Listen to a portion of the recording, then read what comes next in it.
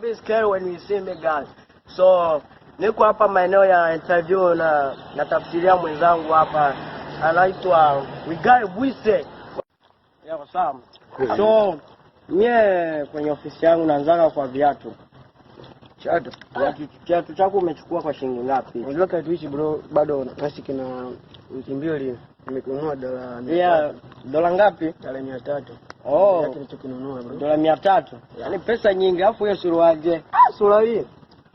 Imenikosta dola nyingi sana bro. Ya susemi sasa hela nyingi, yani haziwezi likana, hiyo ni sia yako. Naongea bro. Yeah. Dola 200 nimekosta sana. Oh, sawa, fresh sana. So nimejua wewe kwa mavazi wewe ni hatari, fresh sana. So mpenzi wako anaendeleaje? Una mpenzi au wewe tu relationship na bro? Unaona mimi ni mpenzi wa kila mtu. Sasa ndio kumsoma. Nataka mpenzi. Anaga